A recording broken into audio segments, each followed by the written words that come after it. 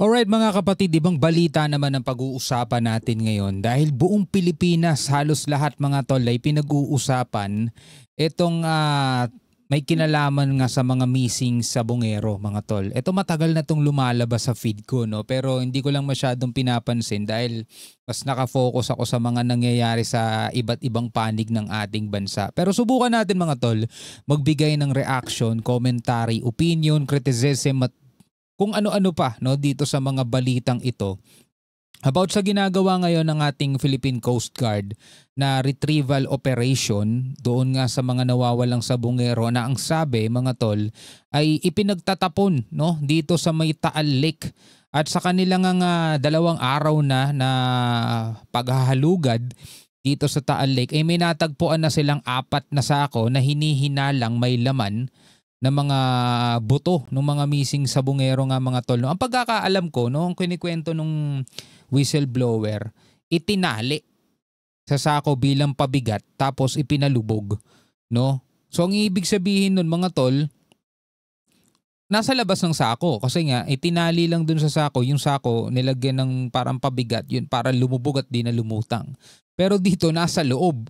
No, kaya yun ang gustong malaman ng ating mga kinauukulan kung ito bang mga nakita nilang laman ng sako mga remains o mga labi mga tol ng mga nawawala. Napakarami doon, no? Kung matatandaan niyo, dami ng mga missing sa Bungero ng mga panahon na yun, 2002, mga ganun, 2022. Diba? So ito, panoorin natin itong balitang ito mula rito sa UNTV News. Sabi rito, 2 diving operation ang isinagawa ng Philippine Coast Guard ngayong araw. Ayon sa PCG, 4 na sako ang nakita ng mga technical diver sa ilalim ng lawa na bahagi ng Laurel, Batangas, kung saan pinaniniwala ang itinapon ng mga nawawalang sa Bungero. Well, napakalawak kasi nitong Taal Lake mga tol. No, napakalawak niyan tapos malalim din yan at yung iba diyang part na yan sabi dun sa report zero visibility, so nahihirapan din yung ating mga Coast Guard sa pag-retrieve mga tol, no? So panoorin natin ito, bigyan natin to ng reaction video. Pwede niyo ako samahan, pwede kayo magbigay ng inyong sariling opinion at komento sa comment section sa ibaba. Magandang gabi Benedict, naiahon na ba yung 4 na sako? Magandang gabi yun sa isinagawang search and retrieval operation ng mga technical diver ng Philippine Coast Guard kanina. Mula doon sa 4 ay 2 pa lamang yung naiahon sa ngayon. So 4 yung nakita doon sa ilalim. No, mga suspicious items siguro. Kasi malamang marami nang naitapon dito, di ba? Na iba't ibang mga bagay. Well, hindi naman puro labi, no? Pero 2 pa lang mga tol ang kanilang naiaahon. Kaninang umaga nakita ang 4 na sako bandang 72 feet ng Taal Lake sa bahagi ng Barangay Molinete, Laurel, Batangas. Nakita ito matapos ang isinagawang search and retrieval operation ng PCG Technical Divers mula sa 100 hanggang 270 meters lalim mula sa Pampang. Pero layo. Hindi agad ito nakuha nung unang diving team.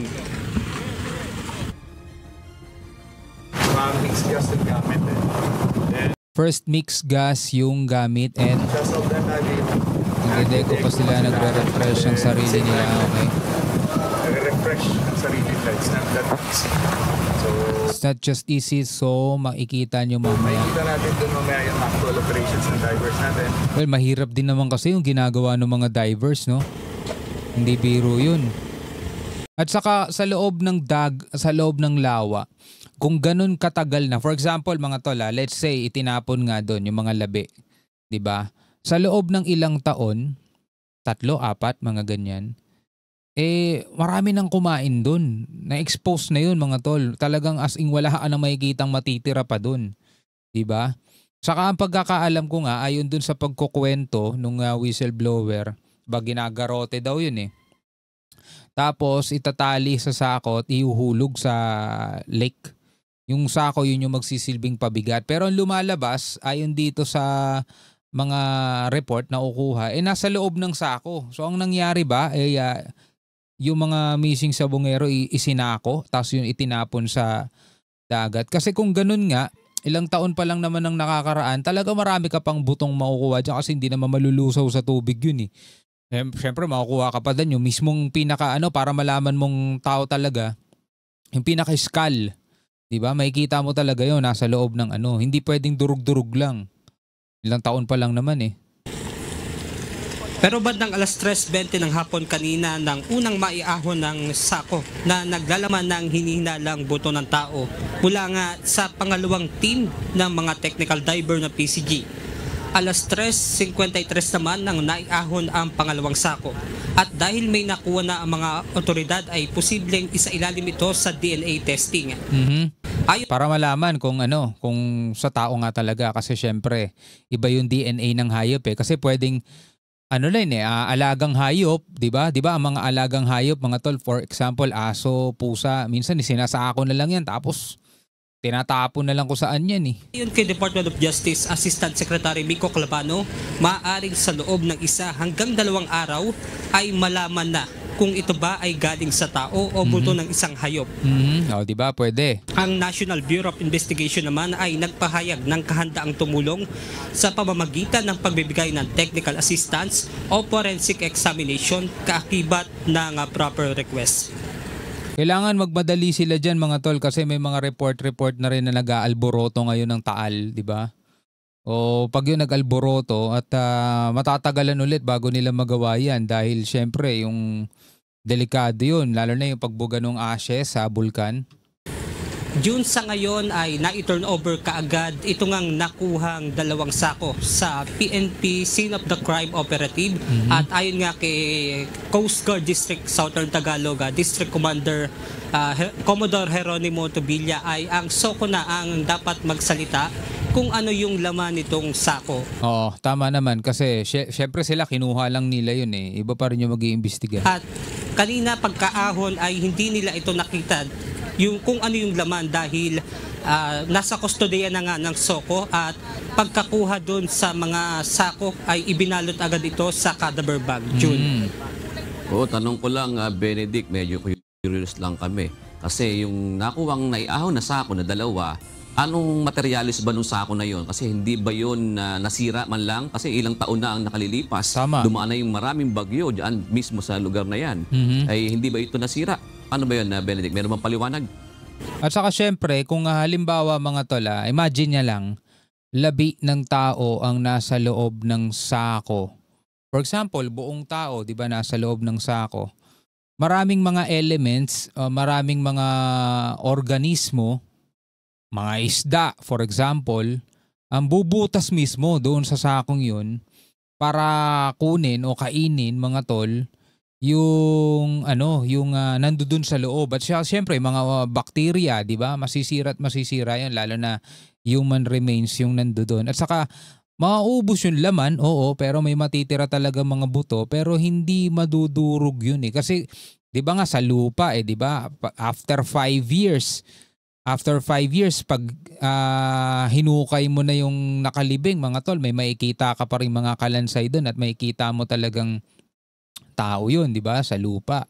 Pero dito, since dagat nga, tubig to, di ba, hindi pa rin naman siguro matutunaw itong mga butot. May makikita ka pa rin talagang senyales na ito sa tao. Sabi ko nga kanina, marami dapat yan, maraming buto yan at saka yung pinaka-iskal niyan, kung hindi man buo pa, pero makikita mo pa rin talaga, buo pa rin yung iskal na may magkakakilanlan pa rin talagang sa tao. Hindi yung tipong parang may mga nakita ko kasing picture parang mga uling-uling na di ba? Uling-uling na yung itsura nun eh. Saka parang pira-piraso na lang na talagang durug-durug na eh. June, nasagot yan ni Commodore Tobilla. Ayon sa kanya ay may dala ng manipis na fishnet itong mga nag-dive na tauhan ng Coast Guard. At parang hindi masira, pagkakuha pa lang doon sa ilalim, June, binalot na nila ito ng net. Para habang umaahon ay hindi nga umawasak dahil nga matagal na nga itong sako ay posible nga na magwatak-watak kung ito ay habang umaahon, June. Tama naman, gutay-gutay na talaga yun. Ibig sabihin, intact pa rin yung sako doon sa ilalim bago nila nakuha. Ganun ba yun, Benedict? Yes, June, intact pa yan at gaya nga ng paliwanag kanina ni Commodore Tobilla, Dahil medyo malalim na to, kinakapa lang din ito ng mga PCG personnel at kapag nakapanga na meron parang sako, ay ibabalutin na agad nila ito para habang pag-ahon ay masiguro na hindi magwatak-watak kung ano man yung nasa loob nitong sako, June. Ipagpapatuloy pa ba nila ang pag-dive sa mga bukas o sa mga susunod na araw o may nakita pa sila doon na hinihinala nilang sako o anumang bagay na patungkol doon sa hinahanap nilang mga missing sabongero?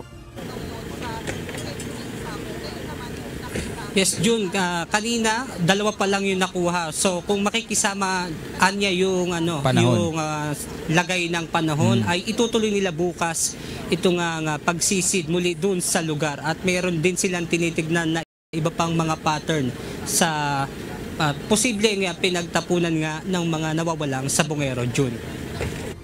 Alright mga kapatid, so yun na nga, no, hirap na hirap din ng ating mga Coast Guard na i-retrieve pa sa haba ng panahon, no? Kung totoo man yung sinasabi ng whistleblower na dito itinapon yun, mahirap nga naman talaga kasing makuha pa ng buo yun, lalong-lalo na sobrang tagal ng panahon, tas ilalim ng dagat, pwedeng kinain na ng mga isda, di ba? Kinain na ng mga organismo dyan. Kasi mga tol, kung naaalala ninyo, eto, sa interview ni Ted Pailon, ikwinento kung paano yung naging proseso, mga tol, nung pagligpit doon nga sa mga sa mga missing sabongero. Sabi rito, tinatanggalan ng dugo bago itapon sa lawa. Sabing ganun. Yung idinitalye, ito basahin na lang natin dito. Idinitalye ni Julie Dondon Patidongan alias Totoy ang karumaldumal na paraan ng pagpatay sa mga nawawalang sabongero. Sabi tinatanggalan ng dugo. Ang sabi rito mga tol dito sa part na to, kung kailing mo simple, dahan-dahan ginagarote nila hanggang sa lumabas yung dila. Imagine niyo na lang kung anong ginagawa. Nakakahihi na yung tao, then napatay na. Pagkatapos niyan, hanggang makaihi daw. Meron silang mga tao doon na yung tao na sa palaisdaan, tao nung isang pulis. Tao sa palaisdaan. Na taga yung nilalaslasan, yung yung may mga laman, lumulubo. Inaalis nila yung dugo. At saka, nilalagay sa tabla na pinapak yung tao na tinatalian ng tie wire kasama yung buhangin para pandubog. Yung tinatalian ng wire kasama daw ng buhangin, panlubog. Yun nga yung mga sako, mga tol, kumbaga pabigat. So tinatanggalan pa daw ng dugo. Grabe. Ang hirap imaginein mga tol, pero napaka brutal mga tol, no? Ay nako po. Anyway, bilang mga Pilipino, ano ang masasabi niyo rito sa ating napanood dito nga, no, sa 2 sa 4 na sakong nakita sa Taal Lake? Well, hindi pa sure, no, kung ano yung laman nun at inaaral pa at aaralin pa kung yun nga ay mga labi ng tao. Dahil yun ay isa sa ilalim pa sa DNA. Pero napakarami na ngayong mga kamag-anak ng mga nawawalang sabongero ang umaasa na isa sa mga kamag-anak nila o kaanak nila mga tol ang natagpuan na nga para daw at least magkaroon na ng peace, kapayapaan doon sa kanilang mga yumao. Anyway, anong masasabi nyo rito? Comment na lamang kayo sa ibaba. Hanggang sa muli, ako nga pala si Shobal D. Peace out.